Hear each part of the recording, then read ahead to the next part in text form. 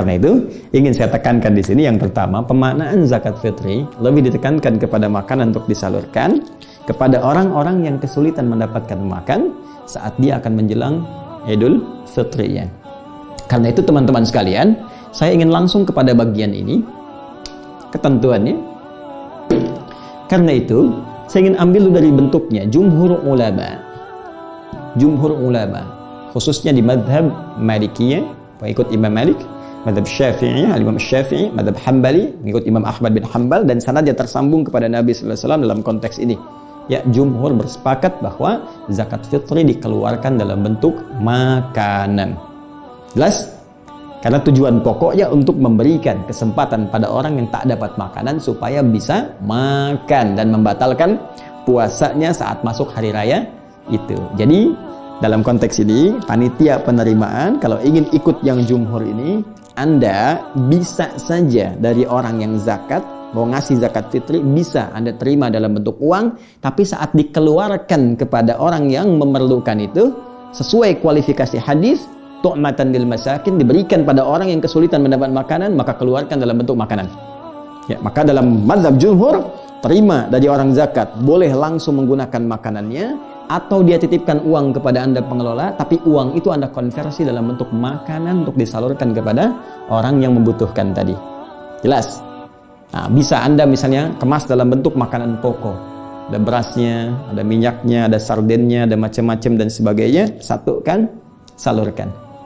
Baik, ada pendapat kecil dari golongan mazhab Abu Hanifah, ya, yang beberapa ulama kontemporer juga ada yang sepandangan dengan itu, seperti Dr. Yusuf Al-Qardawi, ya, atau juga yang senapas dengan beliau mengatakan bisa saja dikonversi bentuk makanan itu kepada nilai uang karena melihat hajatnya, kebutuhannya, ya, dengan alasan bahwa teman-teman sekalian hajat hidupnya sekarang, ya, kadang banyak dapatkan makanan tapi pengiringnya yang sulit, beberapa bagiannya. Maka golongan kedua ini berpendapat karena hajatnya dalam kondisi tertentu, uang lebih banyak dibutuhkan pada kalangan tertentu, maka boleh jadi ini bisa diberikan kepada orang yang menerima zakat tadi dalam bentuk uangnya. Hanya saya pribadi lebih cenderung mengkompromikan ini, cenderung pendapat pada jumhur tetap diberikan dalam bentuk makanan pokok, sedangkan aspek yang lainnya seperti mungkin ada pakaian yang dibutuhkan saat Id atau aspek penunjang lain itu bisa Anda ambil dari pos infak, zakat mal, yang tentunya saat Ramadan pun itu terkumpul.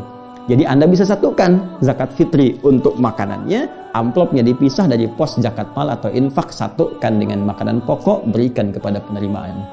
Ya, berikan kepada orang yang berhak menerimanya. Maka itu akan lebih, menurut saya, melengkapi apa yang tadi diberikan pandangan di antara keduanya. Satu. Bahasan terakhir, ya, ukuran. Ini menarik, kalau kita lacak lagi ke hadis Nabi sallallahu alaihi wasallam ketika menunjuk ukuran, itu pun mengarah ke makanan lagi. Buka Abu Daud misalnya, hadis riwayat Abu Daud. Nomor hadis 1609. Nah, rawinya aja. Rawinya Abu Sa'id Al-Khudri. Ya, Abu Sa'id Al-Khudri.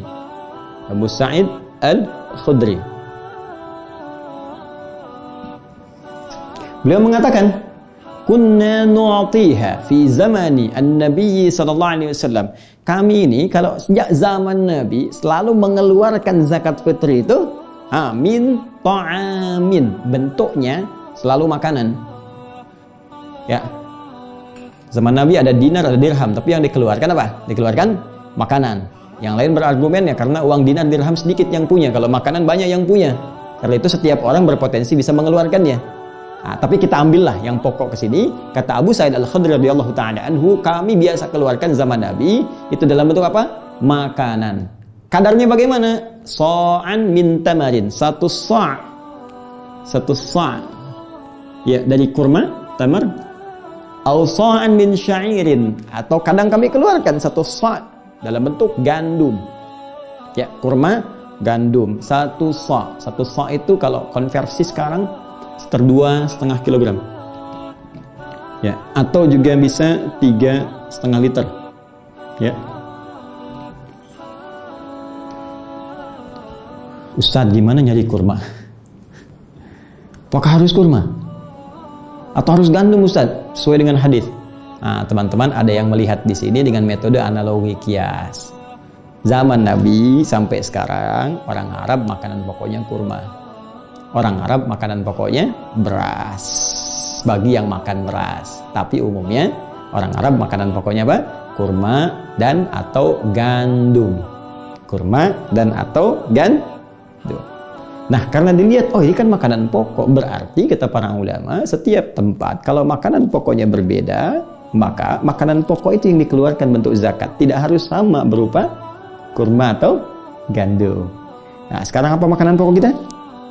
Bukan, kalau beras itu makanan pokok untuk hewan yang bertembolok. Ayam, bebek itu beras. Kita makanan pokoknya nasi. Ya, karena nasi berasal dari beras, maka sumber pokoknya apa? Beras. Maka bolehlah zakat dikeluarkan dalam bentuk apa? Beras, makanan pokok atau sumber makanan pokoknya. Maka silahkan ini konversi beras ini dengan ukuran 2,5 kilo atau 3,5 liter.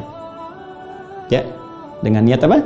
Zakat fitri. Dengan niat zakat fitri. Boleh pakai beras.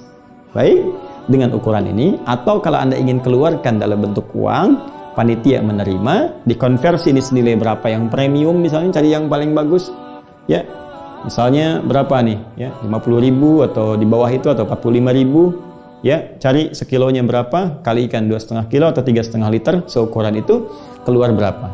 Tapi ketika diterima oleh panitia, saran kami lebih enak ikut yang jumhur tadi, ya, kembalikan ke makanan pokok. Dikemas kemudian dalam bentuk sembako, apalagi dalam situasi seperti ini, ya, berikan pada keluarga-keluarga yang berhak menerimanya, ya, sampaikan ke mereka, sertakan dengan amplop hasil dari zakat mal termasuk infaknya. Maka itu insya Allah akan lebih baik.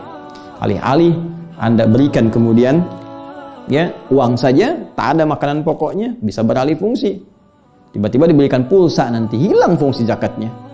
Ya Ustadz, yang gini kan yang penting handphone. Handsome sudah tidak berperan lagi.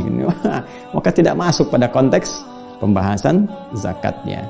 Kalau ini bisa kita keluarkan, maka akan ada dampak kepada fitrah kita yang menunjuk pada kebenaran agama. Jadi kalau orang sudah keluarkan zakat, ini menunjuk dia mengikuti ketentuan ad-din. Sedangkan ad-din disebut sebagai fitrah. Maka ada orang menyebut zakat fitrah dengan harapan setelah zakat saya kembali fitrah pada kebaikan. Kalau disebut zakat fitri, ingin menunjuk ini bentuk yang dikeluarkannya. Teman-teman, saya kira itu uraian terkait dengan rahasia zakat fitri atau zakat fitrah. Dari sekarang, Anda bisa mulai menyiapkan. Walaupun umumnya para sahabat itu memulai pengeluarannya 2 hari sebelum akhir Ramadan. Misal hari ke-28, 29 kalau 29 hari Ramadannya, atau 29, 30 kalau 30 hari Ramadannya. Setelah itu panitia menyiapkan. Kalau Anda sendiri ingin menyampaikan, silahkan tanya pada para ulama kualifikasinya. Orang-orang yang kesulitan makanan, ingat kalau zakat mal 8 asnafnya penerimanya. Zakat fitri hanya fuqara wal masakin, orang yang kesulitan dari kalangan fakir yang sangat membutuhkan, atau miskin punya pekerjaan kurang bisa memenuhi kehidupannya sehingga kesulitan memenuhi bahan pokok makanan. Dan mungkin situasi sekarang ini akan banyak kita dapatkan. Ya. Kapan dikeluarkannya? Setelah selesai menunaikan puasa, maghrib selesai, ya, atau sebelum maghrib kita sudah mulai bisa bagikan sehingga malamnya mereka bisa masak dulu. Ya, jangan sampai terlalu mepet. Ya, walaupun dulu Nabi mengatakan akan bagus waktunya setelah sholat subuh sebelum sholat Id. Tapi kan yang dibagi kurma itu nggak dimasak dulu. Anda pengen jadi waktu afdol, Anda cari-cari orang ba'da subuh. Ya, dikasih beras ya dia masak dulu. Ya, nunggu-nunggu begitu jadi dia makan ketinggalan sholat Idnya. Baik, karena itu kita bisa siapkan lebih awal, kemudian dibagikan secara proporsional, dan dengan itu mudah-mudahan semua hikmah yang tadi diuraikan diberikan oleh Allah Subhanahu wa taala dengan cara yang terbaik kepada kita semua. Saya kira itu yang bisa saya uraikan, dan boleh jadi ada kebenaran yang Allah tampakkan, itu petunjuk yang bisa kita ikuti. Namun bila pun ada kesalahan, kekurangan, itu mutlak berasal dari saya untuk menunjukkan pada diri saya bahwa saya masih manusia dan banyak manusia-manusia unggul lain yang bisa melengkapi kekurangan yang saya sampaikan. Silahkan gali keterangan dengan lebih luas dari ustadz-ustadz kita yang kita sayangi, ya, dari para kiai kita, para habaib, terkumpul informasi yang bisa kita akses. Selebihnya bagaimana kesungguhan kita dalam mengamalkannya. Semoga Allah menerima puasa kita. Selamat berbuka. Subhanakallahumma wa bihamdika, asyhadu an la ilaha illa anta, astaghfiruka wa atubu ilaik. Wa akhiru da'wana alhamdulillahi rabbil alamin. Assalamualaikum warahmatullahi wabarakatuh.